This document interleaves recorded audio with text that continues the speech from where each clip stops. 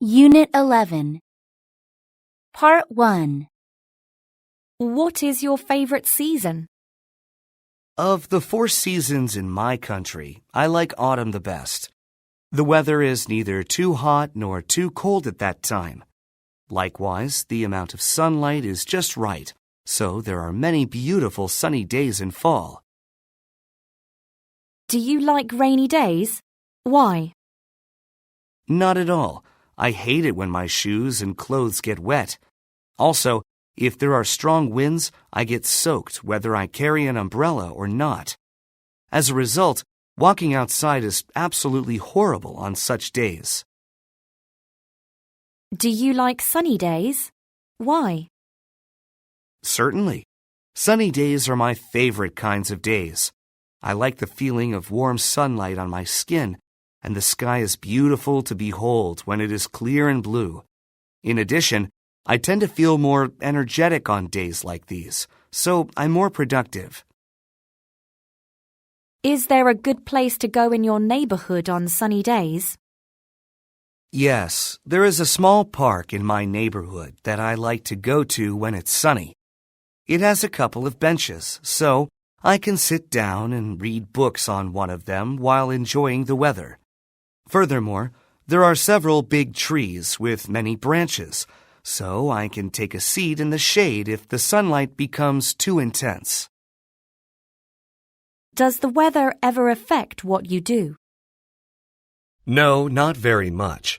On weekdays, I spend most of my time inside, so the weather doesn't affect me. However, when it rains, I like to drink twice as much coffee as I usually do to keep myself awake. Have you ever taken care of flowers or any other type of plant? Sure I have. Someone gave my parents a potted plant several years ago, and I was charged with watering it. In the beginning, I made frequent mistakes because I was not sure how much water I should give it or how often.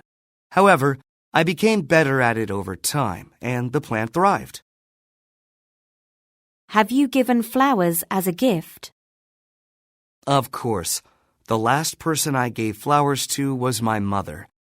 I bought her a bouquet of roses for her birthday.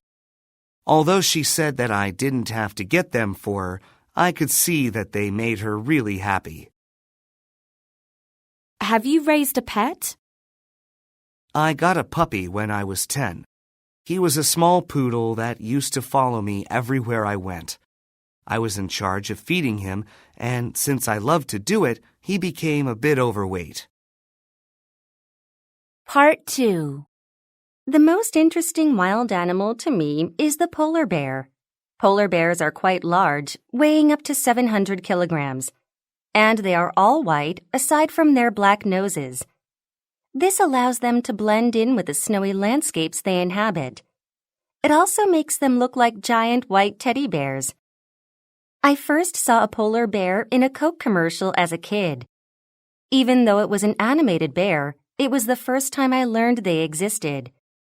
Later, when I was in middle school, my class visited the zoo and I got to see polar bears with my own eyes for the first time. It was really awesome seeing them swimming and catching fish. However, I was taken aback when I saw how large they really are. I think these white bears are indeed interesting for a couple of reasons. Although they seem really cute like cartoon characters, they're one of the most powerful predators in the world. Plus, despite their massive size, they can run faster than deer and swim faster than seals. Part 3. What are the advantages and disadvantages of having pets? The best thing about having a pet is that it is good for your mental health. When you have a pet, you never feel lonely because they always show their affection. On the downside, pets require a lot of maintenance. You need to have a great deal of time and energy to take care of them. Feeding them, playing with them, and keeping them clean are not always easy jobs. What kind of pet is most common in your country? There are many different kinds of pets in Korea. but dogs are the most common. People here enjoy having dogs because they are loyal. Dogs always wait at the door for their owners to come home. Plus, they put people in a good mood. For example, when you come home after a long day, your dog comes running to you and wants to play. This makes it hard to stay angry or sad and makes you feel better. Part 2. I'd like to tell you about a trip last year which didn't go as I expected. My family and I had planned a trip to Jeonju, a city famous in Korea for its historic buildings and traditional foods.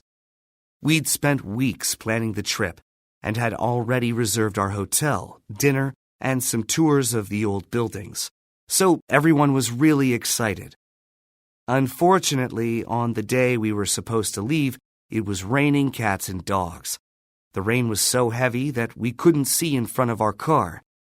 Therefore, we had no choice but to cancel the trip. We couldn't risk driving under those conditions. Instead, we just stayed home and watched a movie. I was really disappointed. I was looking forward to the trip, and I had put in so much work planning it. To make matters worse, we still had to pay for the hotel and some of the attraction tickets since we canceled at the last minute. I think I'll keep an eye on the weather forecast next time I plan a trip. Part 3. Do people often have conversations about the weather? Why? Yes, people often talk about the weather. First, talking about the weather keeps things light and simple. There are some subjects that could start an argument, like politics, but making a remark about the weather never causes any problems. Besides, it's a good way to start a conversation with anyone. Sometimes we don't know exactly what to say, but feel like it is necessary to say something. In these cases, the weather is the perfect topic. What do people do in each type of weather? People do several different things according to the weather. On warm and sunny days, people like to spend their time outside. They have picnics or take strolls in parks. I guess that's because people generally like to bathe in the sun. On the other hand, people tend to stay indoors when it's rainy and gloomy. They sometimes watch television or read books.